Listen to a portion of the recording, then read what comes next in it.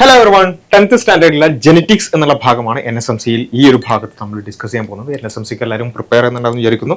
നമ്മുടെ രജിസ്ട്രേഷൻ കാര്യങ്ങളൊക്കെ അല്ലേ, അത് കൃത്യം ഡേറ്റുകൾക്കുള്ളിൽ തന്നെ എല്ലാവരും ചെയ്യാൻ ശ്രമിക്കുക. ഇപ്പം തന്നെ ചെയ്യുക അല്ലേ, നമ്മൾ അവസാനത്തേക്ക് മാറ്റി വെക്കേണ്ട കാര്യമില്ല.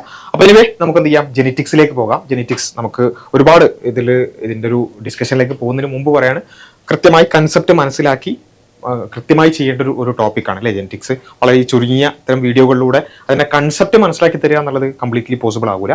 അത് ആ നിലക്ക് തന്നെ പ്രാക്ടീസിലൂടെ എടുക്കേണ്ട കാര്യമാണ് അല്ലേ. അപ്പം അതുകൊണ്ട് തന്നെ ഓൾറെഡി നിങ്ങൾക്ക് കൺസെപ്റ്റ് ഒക്കെ അറിയാം എന്ന് വിചാരിച്ചിട്ട് അതിന്മേലാണ് എന്ത് ചെയ്യുന്നത്, ഈ ക്ലാസ്സിൻ്റെ ബാക്കി കാര്യങ്ങൾ എടുക്കുന്നത്. നമുക്ക് കുറച്ച് ക്വസ്റ്റ്യൻസ് ഒക്കെ ചെയ്യാം, കാരണം കൺസെപ്റ്റ് എടുക്കാൻ ഇത്ര സമയം മതിയാവില്ല. ഓക്കെ, അപ്പോൾ അത് ആദ്യം തന്നെ പറയാണ്, നിങ്ങൾ എന്ത് ചെയ്യുക, കൃത്യമായി ജെനറ്റിക്സിൻ്റെ കൺസെപ്റ്റ് ക്ലിയർ ആക്കുക. അപ്പോൾ നമ്മുടെ ഫൗണ്ടേഷൻ കോഴ്സിലാണെന്നുണ്ടെങ്കിലും അല്ലെങ്കിൽ നിങ്ങളുടെ സ്കൂളുകളിലാണെങ്കിലും എവിടെയെങ്കിലൊക്കെ ആയിട്ട് നിങ്ങൾ എന്ത് ചെയ്തിട്ടുണ്ടാവും, എങ്ങനെയാണ് അതിൻ്റെ ഒരു ബേസ് എന്നുള്ളത് ക്ലിയർ ആക്കിയിട്ടുണ്ടാവും. അങ്ങനെയാണെങ്കിൽ മാത്രമേ നമുക്ക് എന്ത് ചെയ്യാൻ പറ്റുള്ളൂ, അതിൻ്റെ മേലെ ഡിസ്കസ് ചെയ്യാൻ പറ്റുള്ളൂ. ഇത് ആ ഒരു രൂപത്തിലുള്ള ടോപ്പിക് ആയതുകൊണ്ട് അല്ലേ. ബാക്കി ബയോളജി ടോപ്പിക്സ് നിന്നും കംപ്ലീറ്റ്ലി ഡിഫറെൻ്റ് ആണ് ജെനറ്റിക്സ്. അപ്പോൾ അതുകൊണ്ട് ആ നിലക്ക് നിങ്ങളെല്ലാവരും അതിൻ്റെ ഒരു ബേസിക് കൺസെപ്റ്റുകൾ മനസ്സിലാക്കിയിട്ടുണ്ടാവും എന്ന് വിചാരിക്കുന്നു.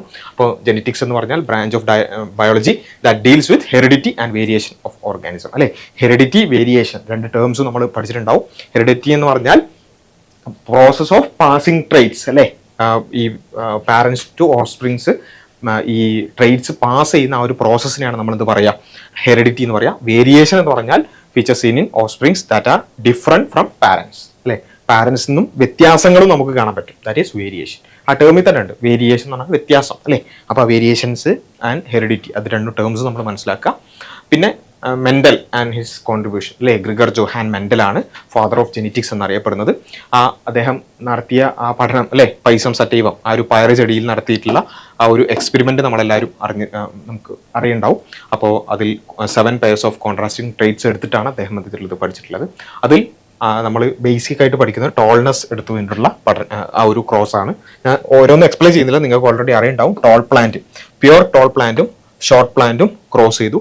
എന്നിട്ട് എല്ലാം ഓൾ ടോൾ പ്ലാന്റ് ആണ് F1 ജനറേഷനിൽ, ഫസ്റ്റ് ഫിലിയൽ ജനറേഷനിൽ എല്ലാം ടോൾ പ്ലാന്റ് ആണ് കിട്ടിയത്. റൈറ്റ്, ഇനി ആ ടോൾ പ്ലാന്റിനെ F1 ജനറേഷനിൽ കിട്ടിയ ടോൾ പ്ലാന്റിനെ വീണ്ടും ക്രോസ് ചെയ്തപ്പം അവിടെ എന്ത് ചെയ്തു, 3:1 എന്നുള്ള ഒരു റേഷ്യോയിൽ 3 ടോളും 1 ഷോർട്ടും, എന്ന് വെച്ചാൽ ടോളും ക്രോസ് ചെയ്തപ്പോൾ ഷോർട്ടും കിട്ടി എന്നർത്ഥം അല്ലേ.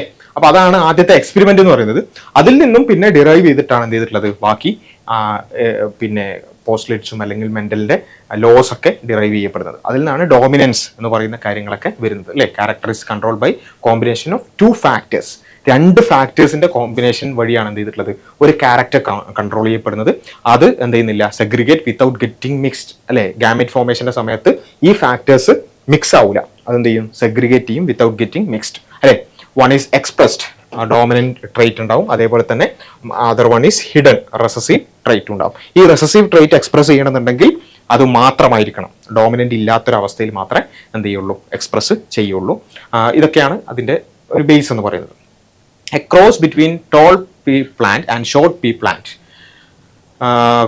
Result in progeny that were all tall plants because, അതായത് ക്യാപിറ്റൽ ടി നമ്മൾ ഫസ്റ്റ് ചെയ്ത മെന്റലിന്റെ ക്രോസ് തന്നെ.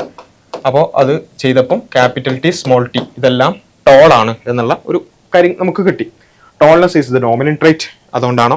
Shortness is the dominant trait. Tallness is a recessive trait. Height of the plant is not govern by gene capital T or small T. നമുക്കറിയാം tallness is the dominant trait, option A എന്നുള്ളതാണ് correct answer. നിങ്ങൾ question കാണുമ്പോൾ ഒന്ന് just pose ചെയ്ത് നിങ്ങൾ സ്വന്തമായിട്ട് answer കണ്ടെത്താൻ നോക്കണം കേട്ടോ. എന്നിട്ട് നമ്മൾ ഡിസ്കസ് ചെയ്യുന്ന ആൻസർ തന്നെയാണോ എന്നുള്ളത് പരിശോധിച്ച് നോക്കുക.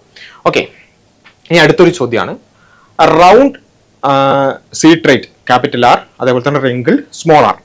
Heterozygous round seeded plant. Heterozygous എന്ന് പറഞ്ഞാൽ എന്താ, ഈ എല്ലാത്തിനും ക്യാപിറ്റൽ ആർ സ്മോൾ ആർ ഇങ്ങനെ ആയിരിക്കും ഉണ്ടാവും അല്ലെ. ഹോമോസൈഗസ് എന്ന് പറഞ്ഞാൽ 2 ഫാക്ടേഴ്സും 2 അലീലുകളും അല്ലെ, ഇതൊരു അലീല് അങ്ങനെ അല്ലെ. 2 അലീലുകളും ഒരേപോലെ ആണെങ്കിൽ അത് ഹോമോസൈഗസ് ആണ്. ഇതും ഹോമോസൈഗസ് ആണ്, ഇത് ഹെട്രോസൈഗസ് ആണ് അല്ലെ. അപ്പൊ ഹെട്രോസൈഗസ് എന്ന് പറഞ്ഞാൽ എന്തായിരിക്കും, അതിന്റെ 2 അലീലുകളും ഒന്ന് ക്യാപിറ്റലും ഒന്ന് സ്മോളും എന്ന രൂപത്തിലായിരിക്കും, ഡിഫറെന്റ് ആയിരിക്കും. അപ്പോൾ ഹെട്രോസൈഗസ് റൗണ്ട് എന്ന് വെച്ചാൽ ക്യാപിറ്റൽ ആർ സ്മോൾ ആർ.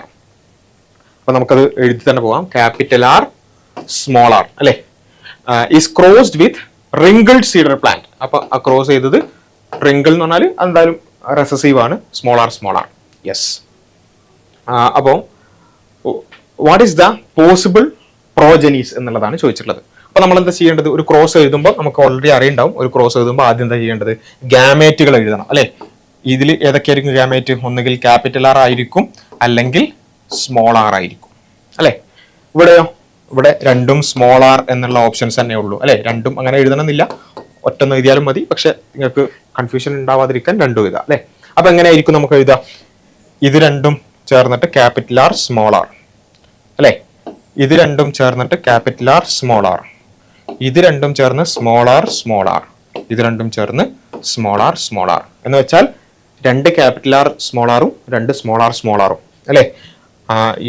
എന്ന് വെച്ചാൽ 2:2 എന്ന് വെച്ചാൽ 1:1 റേഷ്യോ ആണ് നമുക്ക് ഉണ്ടാവുക. ഈ രണ്ടെണ്ണവും റൗണ്ട് ആയിരിക്കും, ഈ രണ്ടും റിങ്കിൾഡ് ആയിരിക്കും ഇൻ ദ 1:1 റേഷ്യോ. ഇതാണ് നമുക്ക് ക്രോസിൽ നിന്ന് കിട്ടുന്നത്. ഓക്കെ, അപ്പൊ ചോദ്യം ഇതാണ്, what are the possible progenies എന്നുള്ളതാണ്. ഇവിടെ ഒന്നാമത് വന്നിട്ടുള്ളത് 302 റൗണ്ടും 102 റിങ്കിൾഡും. അപ്പൊ എന്താ ഇവിടെ 3:1 റേഷ്യോയില് റൗണ്ട് ആൻഡ് റിങ്കിൾഡ് അല്ലെ. ഏകദേശം കൃത്യമായിരിക്കില്ല, പക്ഷെ ഏകദേശം വെച്ചിട്ടാണ് അങ്ങനെയുള്ള ഓപ്ഷൻസ് ഒക്കെ വരിക. അപ്പൊ 3:1. 210 റൗണ്ടും 95 റിങ്കിൾഡും. അപ്പൊ അതെന്താ? 210 എന്ന് പറയുമ്പോൾ ഏകദേശം 2, 95 എന്ന് പറയുമ്പോൾ ഏകദേശം 100 അല്ലെ. അപ്പൊ 2:1. 2:1 ആണോ? അല്ല. 103 റൗണ്ടും 99 റിങ്കിൾഡും. യെസ്, അത് ഏകദേശം 100 എന്നുള്ള രൂപത്തിലാണ്. It is 1:1. ഇനി 103 റൗണ്ടും 315 റിങ്കിൾഡും എന്ന് വെച്ചാൽ 1:3. ഇതിൽ ഏതാണ്? നമുക്കറിയാം, നമ്മൾ നേരത്തെ തന്നെ കണ്ടെത്തി 1:1 ratio. Option C is the correct answer. ഇങ്ങനെയുള്ള റേഷ്യോ വെച്ചിട്ടുള്ള ചോദ്യങ്ങളും നമ്മൾ എന്ത് ചെയ്യണം? എക്സ്പെക്ട് ചെയ്യണം, അതും പഠിക്കണം കേട്ടോ. പിന്നെ ഉള്ളത്, ഇത് നമ്മൾ ഇത്രയും നേരം ചെയ്തത് മോണോഹൈബ്രിഡ് ക്രോസ് ആണ് അല്ലെ. മോണോഹൈബ്രിഡ് ക്രോസ് എന്ന് പറഞ്ഞാൽ മോണോ മീൻസ് വൺ, ഒരു ക്യാരക്ടർ മാത്രം കൺസിഡർ ചെയ്തുകൊണ്ടുള്ള ക്രോസുകളാണ് മോണോഹൈബ്രിഡ് ക്രോസ്. ഇനി ഡൈഹൈബ്രിഡ് ക്രോസ് എന്ന് പറഞ്ഞാൽ എന്താ? Dihybrid means di means two characters consider ചെയ്തുകൊണ്ടുള്ള ക്രോസ് ആണ് ഡൈഹൈബ്രിഡ് ക്രോസ്. അതിന് എക്സാമ്പിൾ ആണ് ഇത് അല്ലേ. ക്യാപിറ്റൽ ആർ ക്യാപിറ്റൽ വൈ എന്ന് വെച്ചാൽ എന്താണ്?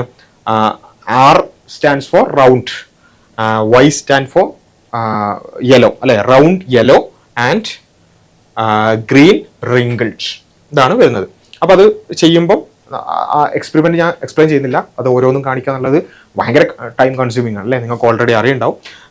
അപ്പോൾ capital R capital Y small Y എന്നുള്ളതാണ് F1 ജനറേഷനിൽ കിട്ടുക. എല്ലാം റൗണ്ട് യെല്ലോ ആയിരിക്കും. പിന്നെ ഈ capital R capital Y small Y എന്നുള്ളത് വീണ്ടും എന്ത് ചെയ്യും? സെൽഫ് ക്രോസ് ചെയ്യും. അപ്പോഴാണ് നമുക്ക് F2 കിട്ടുക. F2 കിട്ടുക നമുക്ക് ഇങ്ങനെയാണ്. ഓക്കെ, ആ പുന്നറ്റ് സ്ക്വയർ ഒക്കെ വരച്ച് എഴുതുന്നൊക്കെ നിങ്ങൾക്ക് അറിയണ്ടാവും വിചാരിക്കുന്നു. എന്ന് വെച്ചാൽ ഇത് ആദ്യം നമ്മളെന്താ, ഇത് ക്രോസ് ചെയ്യണമെങ്കിൽ ആദ്യം ചെയ്യേണ്ടത് ഇതിന്റെ ഗാമേറ്റുകൾ എഴുതുക എന്നുള്ളതാണ്. ഗാമേറ്റ് ഇതും ചേർന്നൊരു gamete capital R capital Y. ഇതും ചേർന്നൊരു gamete capital R small Y. ഇതും ചേർന്നൊരു gamete small R capital Y. ഇതും ചേർന്നൊരു gamete small R small Y. ഇങ്ങനെ 4 ഗാമേറ്റുകളാണ് ഒരു ഭാഗത്ത് കിട്ടുക. സെയിം ആയതുകൊണ്ട് അതേപോലത്തെ ഗാമേറ്റുകൾ തന്നെയാണ് അപ്പുറത്തെ ഭാഗത്തും കിട്ടുക. അത് നമ്മൾ എന്ത് ചെയ്യുക? പുന്നറ്റ് സ്ക്വയറിന്റെ 2 ഭാഗത്ത് എഴുതുക. Capital R capital Y, small R capital Y, capital R small Y, small Y. ഇപ്പുറത്തും അതേപോലെ. എന്നിട്ട് അത് എന്ത് ചെയ്യുക? പുന്നറ്റ് സ്ക്വയറിൽ നമ്മൾ എഴുതുക. അപ്പോൾ നമുക്ക് കിട്ടുന്ന ഒരു റേഷ്യോ 9:3:3:1 എന്ന് പറയും. അതായത് 9 യെല്ലോ റൗണ്ടും 3 ഗ്രീൻ റൗണ്ടും 3 യെല്ലോ റിങ്കിൾഡും 1 ഗ്രീൻ റിങ്കിൾഡും ആയിരിക്കും നമുക്ക് കിട്ടാം. ഒന്നുമില്ല, രണ്ടും ഡോമിനന്റ് ആയത് നമുക്ക് 9/16 കിട്ടും. രണ്ടും യെല്ലോവും റൗണ്ടും ഡോമിനന്റ് ആണ് അല്ലേ. അതേപോലെ ഒരു ഡോമിനന്റും ഒരു റെസസീവും ആയത് നമുക്ക് 3/16 കിട്ടും. ഗ്രീന് റെസസീവ് ആണ്, പക്ഷേ റൗണ്ട് എന്താണ്? ഡോമിനന്റ് ആണ് അല്ലേ. അതേപോലെ യെല്ലോ ഡോമിനന്റ് ആണ്, റിങ്കിൾഡ് റെസസീവ് ആണ്, അതും 3/16 കിട്ടും. എന്നാൽ രണ്ടും റെസസീവ് ആയത് 1/16 കിട്ടും. ദാറ്റ് ഈസ് 9:3:3:1 എന്ന് പറയുന്ന റേഷ്യോ ആണ് നമുക്ക് അൾട്ടിമേറ്റ്ലി കിട്ടുക. ഓക്കെ, ഇതാണ് അതിന്റെ ക്രോസിന്റെ ഒരു അത്ര ചുരുക്കി പറയട്ടോ. അത്രയും നമ്മളത് ചെയ്ത് പഠിച്ചാലേ നമുക്ക് മനസ്സിലാവുള്ളൂ. ഓൾറെഡി നിങ്ങൾ അത് ചെയ്ത് പഠിച്ചിട്ടുണ്ടാവും എന്ന് വിചാരിച്ചിട്ടാണ് നമ്മൾ ബാക്കി പറയുന്നത്. ഓക്കെ, അപ്പം മെൻഡൽ എന്ത് ചെയ്യുന്നു? അടുത്ത ഇൻഫറൻസിലേക്ക് എത്തുന്നു. Each trait is inherited independently. ഒന്നും മറ്റൊന്നായിട്ട് ലിങ്ക് ചെയ്തിട്ടല്ല പോവുക, ഇൻഡിപെൻഡന്റ്ലി ആണ് ഇൻഹെറിറ്റ് ചെയ്യപ്പെടുന്നത് എന്നുള്ള. അതായത് റൗണ്ടും യെലോയും, റൗണ്ട് എപ്പോഴും യെലോനോട് ചേർന്നിട്ടല്ല നിൽക്കുക. റൗണ്ട് വേറെ യെല്ലോ വേറെ, ചിലപ്പോൾ റൗണ്ട് ഗ്രീൻ ആവാം അല്ലെ. അങ്ങനെ ഓരോന്നും വേറെയാണ് എന്ത് ചെയ്യുന്നത്? ഇൻഹെറിറ്റ് ചെയ്യപ്പെടുന്നത് എന്നുള്ളതാണ്. അങ്ങനെയാണ് മെന്റലിന്റെ 3 പ്രധാനപ്പെട്ട loss.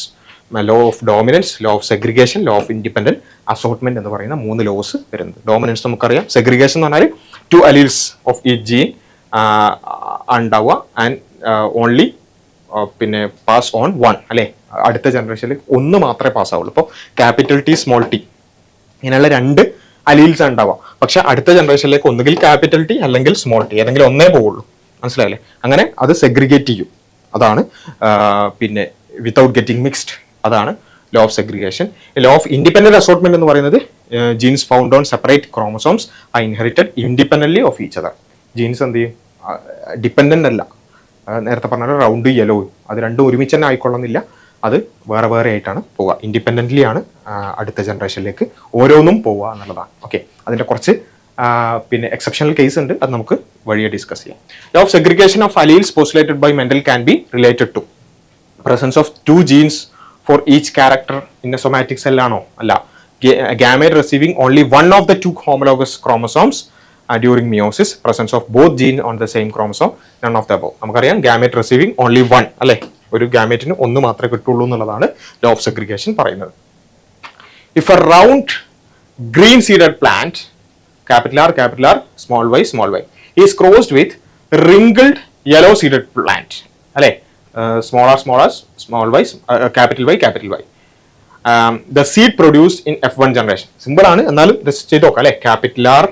capital R small y crossed with small r capital Y. ഇതിനെന്താ ചെയ്യേണ്ടത്? ക്രോസ് ചെയ്യണമെങ്കിൽ ആദ്യം ഗാമേറ്റുകൾ ഉണ്ടാക്കണം അല്ലേ. ഗാമേറ്റുകൾ ഇതിൽ നിങ്ങൾ നോക്കിയാൽ നിങ്ങൾക്ക് മനസ്സിലാവും, ഓരോന്ന് വേണമെങ്കിൽ ചെയ്യാം. നോക്കുക, ഇതും ഒരു gamete capital R small y, ബാക്കിയൊക്കെ നോക്കാം. ഇതും ക്യാപിറ്റൽ R സ്മോൾ y, ഇതും ക്യാപിറ്റൽ R സ്മോൾ y, ഇതും ക്യാപിറ്റൽ R സ്മോൾ y എന്ന് വെച്ചാൽ ഇതിൽ ഒറ്റ ഗാമേറ്റിനെ പോസിബിലിറ്റി ഉള്ളൂ, ക്യാപിറ്റൽ R സ്മോൾ y. ഇവിടെ നിങ്ങൾ നോക്കാം, ഇതും സ്മോൾ r ക്യാപിറ്റൽ Y, ഈ ഒറ്റ ഗാമേറ്റിനെ പോസിബിലിറ്റി ഉള്ളൂ. ഇതുമാണെങ്കിലും capital R small r capital Y, ഇതുമാണെങ്കിലും സ്മോൾ r ക്യാപിറ്റൽ Y, ഇതുമാണെങ്കിലും സ്മോൾ r ക്യാപിറ്റൽ Y എന്ന് വെച്ചാൽ ഒറ്റ ഗാമേറ്റിനെ പോസിബിലിറ്റി ഉള്ളൂ. വെച്ചാൽ ഇവിടെ ക്യാപിറ്റൽ R സ്മോൾ വൈയും ഇവിടെ സ്മോൾ r ക്യാപിറ്റൽ Y, ഇത് രണ്ടും ക്രോസ് ചെയ്താൽ എന്താ കിട്ടുക? സിമ്പിൾ, ഏത് കോമൺ സെൻസ് ആണ് അല്ലേ. Capital R small r capital Y small y ഇതായിരിക്കും കിട്ടും. Okay, capital R small r capital Y small y. അപ്പോൾ എന്തായിരിക്കും? റൗണ്ട് യെല്ലോ ആയിരിക്കും. ഓക്കെ, അപ്പോൾ ഇവിടെ ചോദിച്ചെന്താ? F1 ജനറേഷൻ എന്താണ്? Round and yellow. Option A is the correct answer. എന്താ വെച്ചാൽ ഇങ്ങനെ കുറേ ക്രോസ് നമ്മളിങ്ങനെ ചെയ്ത് പഠിച്ചാലേ ഇത് പെട്ടെന്ന് കിട്ടുള്ളൂ കേട്ടോ. അപ്പോൾ അതുകൊണ്ട് നിങ്ങൾ എന്ത് ചെയ്യുക? കൂടുതൽ ക്വസ്റ്റ്യൻസ് എടുത്ത് ചെയ്യാന്നുള്ളതാണ് ഏറ്റവും ഇമ്പോർട്ടൻറ്റ്. പിന്നെ നോൺ മെൻഡലിയൻ ഇൻഹെറിറ്റൻസ്, അതാണ് ഞാൻ പറഞ്ഞത്. പലതരത്തിലുള്ള മെന്റൽ പറഞ്ഞത് അപ്പുറത്തേക്കുള്ള പലതും നമ്മൾ ഒബ്സർവ് ചെയ്തിട്ടുണ്ട്. അതാണ് incomplete dominance, a genetic phenotype where dominant allele cannot fully hide the recessive allele അല്ലേ. ഫ്ലവർ ഇൻ 4 o'clock പ്ലാന്റ്, അതിൽ പിങ്കും റെഡും വൈറ്റും. സാധാരണ മെന്റൽ പറഞ്ഞ അനുസരിച്ചാണെങ്കിൽ റെഡ് ഡോമിനന്റ് ആണെങ്കിൽ റെഡ് മാത്രം അല്ലെ, റെസസീവ് ആയ കണ്ടീഷനിൽ മാത്രമേ വൈറ്റ് വരുള്ളൂ, അത് മിക്സ് ആവില്ല. പക്ഷേ ഇൻകംപ്ലീറ്റ് ഡോമിനൻസ് എന്ന് വെച്ചാൽ റെഡിന് കംപ്ലീറ്റ്ലി വൈറ്റിന് ഡോമിനേറ്റ് ചെയ്യാൻ പറ്റുന്നില്ല, അപ്പോൾ പിങ്ക് കളർ ഉണ്ടാവുന്നു. മനസ്സിലായില്ലേ? നമ്മൾ മെന്റൽ ഇല്ലാതെ പറഞ്ഞ സംഭവം നമുക്ക് ഇവിടെ ഇൻകംപ്ലീറ്റ് ഡോമിനൻസിൽ കാണാൻ പറ്റും. കോ ഡോമിനൻസ് എന്ന് പറഞ്ഞാൽ രണ്ടും ഒരേപോലെ എക്സ്പ്രസ് ചെയ്യുന്നു എന്നുള്ളതാണ്, വിത്തൗട്ട് ബ്ലെൻഡിങ് അല്ലേ. അതാണ് roan coat pattern in some cattle and horse അല്ലേ. ചില പശുക്കൾക്കൊക്കെ കാണാറില്ലേ, ചില പശുക്കൾ എന്ത് ചെയ്യും, അതിന്റെ കുറച്ച് ഭാഗം എന്തിട്ടുണ്ടാവും, ഇതാണ് കേട്ടോ എൻ്റെ പശു. ഓക്കെ, കുറച്ച് ഭാഗം വൈറ്റ് ഉണ്ടാവും, കുറച്ച് ഭാഗം അവിടെ ഇവിടെയൊക്കെ ആയിട്ട് ഒരു ബ്രൗണും ഉണ്ടാവും അല്ലെ. ബ്രൗണും വൈറ്റും വേറെ വേറെ പാറ്റേണിൽ, അതാണ് റോൺ കോട്ട് പാറ്റേൺ എന്ന് പറയുന്നത് അല്ലെ. അത് നമുക്ക് അത് കോ ഡോമിനൻസ് ആണ്. എന്നുവെച്ചാൽ വൈറ്റും ബ്രൗണും മിക്സ് ആവുമല്ല, വൈറ്റും ബ്രൗണും മിക്സ് ആയിട്ട് ഒരു ലൈറ്റ് ബ്രൗൺ അങ്ങനെയൊന്നല്ല, വൈറ്റും ബ്രൗണും രണ്ടും കാണും, അതിനാണ് കോ ഡോമിനൻസ് എന്ന് പറയാം. മൾട്ടിപ്പിൾ അലീലിസ് എന്ന് പറഞ്ഞാൽ ഒരു ക്യാരക്ടറിനെ കൺട്രോൾ ചെയ്യാൻ രണ്ടിലേറെ അലീലുകൾ. സാധാരണ ഇപ്പോൾ നമ്മൾ ക്യാപിറ്റൽ ടി സ്മോൾ ടി ഇങ്ങനെ രണ്ടെണ്ണേ ഉള്ളൂ അല്ലേ, ടോൾനെസ്സിനെ കൺട്രോൾ ചെയ്യാൻ രണ്ടെണ്ണേ ഉള്ളൂ. പക്ഷെ ചില പോപ്പുലേഷനിൽ ഒരു ക്യാരക്ടറിനെ കൺട്രോൾ ചെയ്യാൻ രണ്ടിലേറെ അലീലുകൾ ഉണ്ടാവും. ഓക്കെ, മൾട്ടിപ്പിൾ അലീലീസ് എന്ന് പറയും. പക്ഷെ ഒരാളിൽ 2 അലീലുകൾ തന്നെ ഉണ്ടാവുള്ളൂ. മനസ്സിലായോ? ഫോർ എക്സാമ്പിൾ നമ്മുടെ ഹ്യൂമൻസിൽ കാണുന്ന ബ്ലഡ് ഗ്രൂപ്പിന്റെ കേസിൽ ഇതാണ് വരുന്നത്. ഓക്കെ, ബ്ലഡ് ഗ്രൂപ്പിൽ നമ്മൾ ഒരാൾക്ക് 2 അലീലേ ഉണ്ടാവുള്ളൂ. പക്ഷെ പിന്നെ മൊത്തം നമ്മുടെ പോപ്പുലേഷനിൽ നോക്കിയാൽ ഒന്നിലേറെ അലീലുകൾ കാണാൻ പറ്റും. അതാണ് IA എന്ന് പറയുന്ന ഒരു അലീൽ ഉണ്ടാവും, IB എന്ന് പറയുന്ന ഒരു അലീൽ ഉണ്ടാവും, സ്മോൾ I എന്ന് പറഞ്ഞ ഒരു അലീൽ ഉണ്ടാവും. ഇങ്ങനെ 3 തരത്തിലുള്ള അലീലുകൾ ഉണ്ടാവും. ഈ 3 തരത്തിലുള്ള അലീലുകളും ഹ്യൂമൻസിൽ കാണാൻ പറ്റും. പക്ഷെ ഒരാളിൽ രണ്ടെണ്ണേ കാണാൻ പറ്റും. ചിലപ്പോൾ ഐ എ ആയിരിക്കും, ചിലപ്പോൾ IB ആയിരിക്കും, ചിലപ്പോൾ IA സ്മോൾ ഐ ആയിരിക്കും, അല്ലെങ്കിൽ IB സ്മോൾ ഐ ആയിരിക്കും, അല്ലെങ്കിൽ സ്മോൾ ഐ ആയിരിക്കും. അങ്ങനെ എന്തെങ്കിലും രണ്ടെണ്ണം മാത്രമേ കാണുള്ളൂ. പക്ഷെ മൊത്തം പോപ്പുലേഷനിൽ 3 അല്ലെങ്കിൽ 2ൽ കൂടുതൽ അലീലുകൾ കാണാൻ പറ്റും. അങ്ങനെയുള്ളതിനെയാണ് നമുക്ക് മൾട്ടിപ്പിൾ അലീൽസ് എന്ന് പറയാം. പോളിജനിക് ഇൻഹെറിറ്റൻസ് എന്ന് പറഞ്ഞാൽ ഒരു ക്യാരക്ടറിനെ തന്നെ ഡിറ്റർമിൻ ചെയ്യാൻ ഒന്നിലേറെ ജീനുകൾ ഉണ്ടാവും. അതിനാണ് പോളിജനിക് ഇൻഹെറിറ്റൻസ് എന്ന് പറയുന്നത്. അപ്പോൾ in case of codominance F1 generation resembles. F1 generation കോഡോമിനൻസിൽ നമ്മൾ പറഞ്ഞു ഡോമിനന്റ് പാരന്റ് മാത്രമല്ല റെസീവ് പാരന്റ് അങ്ങനെ ഇല്ല, ബോത്ത് പാരന്റ് അല്ലെ. Option C is the correct answer. Option C ആണ് അവിടെ കറക്റ്റ് ആയിട്ട് വരിക. Option C is the correct answer അല്ലെ. Option C, yes. ഇനി നമുക്ക് പിന്നെ ഉള്ളത് DNA RNA, അതിനെക്കുറിച്ചുള്ള പൊതുവായിട്ടുള്ള കാര്യങ്ങളാണ്. DNA എന്ന് പറഞ്ഞാൽ ഡിയോക്സി റൈബോ ന്യൂക്ലിക് ആസിഡ്. അതിൻ്റെ ആ ഒരു പിന്നെ ഡബിൾ ഹെലിക്കൽ മോഡൽ അല്ലെ ജെയിംസ് വാട്സണും ഫ്രാൻസിസ് ക്രിക്കും ആണ് അത് എന്ത് ചെയ്തിട്ടുള്ളത്, പ്രപ്പോസ് ചെയ്തിട്ടുള്ളത്. അതേപോലെ തന്നെ സ്ട്രക്ചർ ഓഫ് DNA അതിൽ എന്തൊക്കെയാണുള്ളത്, ആ ഒരു ന്യൂക്ലിയോടൈഡ്, അതിൻ്റെ സ്ട്രാൻഡുകൾ അല്ലെ, നൈട്രജൻ ബേസസ്, അതൊക്കെ നമ്മൾ എന്ത് ചെയ്യുക, പഠിക്കുക. What type of sugar is found in backbone of DNA യുടെ ഷുഗർ ഏതാണെന്ന് ചോദിച്ചാൽ ഒബ്വിയസ്ലി DNA യുടെ ഷുഗറിന്റെ പേരിലാണത് ആ പേര് തന്നെ കിട്ടിയത് അല്ലെ. ഡിയോക്സി റൈബോസ് ന്യൂക്ലിക് ആസിഡ് എന്നുള്ളത് ഡിയോക്സി റൈബോസ് എന്നുള്ളതാണ് correct answer. Option A is the correct answer. RNA-ലാണെങ്കിൽ അത് ഇതായിരിക്കും റൈബോസ് ഷുഗർ ആയിരിക്കും. ഓക്കെ, അപ്പോൾ നമ്മൾ പിന്നെ ചെയ്യേണ്ടത് ഇതാണ്. ഈ പറഞ്ഞ ഭാഗങ്ങളിലുള്ള DNA, RNA, ജീൻസ് അല്ലെ, എന്താണ് ജീൻസ്, ക്രോമസോംസ്, ഇങ്ങനെയുള്ള ഭാഗങ്ങളൊക്കെ നമ്മൾ എന്ത് ചെയ്യണം, ഒന്ന് നന്നായി നോക്കണം കേട്ടോ. അപ്പം റൈബോ ന്യൂക്ലിക് ആസിഡ് RNA, അതിൽ റൈബോസ് ഷുഗർ ആയിരിക്കും. അതിലുള്ള വ്യത്യാസം, നൈട്രജൻ ബേസിന്റെ വ്യത്യാസം, യുറാസിൽ ഇൻസ്റ്റെഡ് ഓഫ് തൈമിനാണ് അവിടെ ഉണ്ടാവുക, RNA-യിൽ ഉണ്ടാവുക എന്നുള്ളത്. In RNA adenine pairs with, adenine എന്തുമായിട്ടാണ് പെയർ ചെയ്യുക നമ്മൾ പഠിച്ചിട്ടുണ്ട്.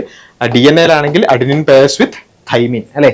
ഇവിടെ നമ്മൾ പഠിച്ചു RNA-യിൽ യുറാസിൽ ഇൻസ്റ്റെഡ് ഓഫ് തൈമിൻ അല്ലെ. അപ്പോൾ തൈമിന് പകരം യുറാസിലായിരിക്കും. Option D is the correct answer അല്ലേ. യുറാസിലായിട്ടായിരിക്കും പെയർ ചെയ്യാം. പിന്നെ ക്രോമസോംസ് എന്താണ് അല്ലെ, ക്രോമസോംസ് ആ ഒരു പാക്കിങ്ങും കാര്യങ്ങളൊക്കെ, ക്രോമസോമൽ ഓർഗനൈസേഷൻ, ആ ഒരു പിന്നെ ഹിസ്റ്റോൺ പ്രോട്ടീൻസിന് ചുറ്റും ആ ഒരു വൈൻഡപ്പ് ചെയ്ത് അങ്ങനെ ഒരു ക്രോമസോമൽ സ്ട്രക്ചർ ഉണ്ടാവുന്ന കാര്യം, ആ ഭാഗങ്ങളൊക്കെ എന്ത് ചെയ്യണം, നമ്മൾ നന്നായി നോക്കണം. ഓക്കെ, അപ്പോൾ ഇത്രയും കാര്യങ്ങളാണ് ഈ ഒരു ഭാഗത്ത് പ്രധാനമായിട്ടും നമുക്ക് നോക്കേണ്ടത്. ജീൻസ്, അതേപോലെ തന്നെ ക്രോമസോംസ്, അതിൻ്റെ സ്ട്രക്ചർ, DNA-യുടെ സ്ട്രക്ചർ, RNA-യുടെ സ്ട്രക്ചർ, ഈ ഭാഗങ്ങളൊക്കെ നമ്മൾ എന്ത് ചെയ്യണം, നന്നായി നോക്കണം. ഏറ്റവും പ്രധാനമായിട്ടും ജെനറ്റിക്സിൽ വരുന്നത് ഈ ക്രോസുകൾ അല്ലെ, പരമാവധി ക്വസ്റ്റ്യൻസ് ചെയ്യുക എന്നുള്ളതാണ്. ഇത് ബയോളജിയിൽ കുറച്ചുകൂടി ഒരു മാത്തമാറ്റിക്സ് വരുന്ന, അപ്ലൈഡ് മാത്തമാറ്റിക്സ് വരുന്ന ഒരു ഭാഗമാണ്. ഭയങ്കര മാത്തമാറ്റിക്സ് എന്ന് പറഞ്ഞാൽ ഭയങ്കര ഒരു കടുകട്ടി മാത്തമാറ്റിക്സ് ഒന്നല്ല, കുറച്ച് റേഷ്യോസ് മാത്രമേ ഉള്ളൂ അല്ലേ. അപ്പോൾ അത് നമ്മൾ എന്ത് ചെയ്യുക, കുറച്ച് ക്വസ്റ്റ്യൻസ് ഇരുന്ന് അങ്ങനെയുള്ള ക്വസ്റ്റ്യൻസ് ഒക്കെ എടുത്ത്, ഇപ്പോൾ വർക്ക് ബുക്കുകളോ അല്ലെങ്കിൽ നമ്മുടെ ഫൗണ്ടേഷൻ കോഴ്സിലാണെന്നുണ്ടെങ്കിൽ വർക്ക് ബുക്കുകളിൽ ഒരുപാട് ക്വസ്റ്റ്യൻസ് ഉണ്ട്. നമ്മൾ ഓൾറെഡി ഫൗണ്ടേഷനിൽ ഓരോ ക്രോസ് എടുത്തിട്ട് ചെയ്ത് പഠിച്ചിട്ടുണ്ട്. ഇനി അതല്ല ഫൗണ്ടേഷനിൽ ഇല്ലാത്ത സ്റ്റുഡൻസ് ആണെന്നുണ്ടെങ്കിലും നിങ്ങൾക്ക് എന്ത് ചെയ്യാൻ പറ്റും, അല്ലാത്ത മെറ്റീരിയൽസ് ഉപയോഗിച്ചിട്ട് പരമാവധി ക്വസ്റ്റ്യൻസ് ഒക്കെ ചെയ്ത് നോക്കാൻ പറ്റും.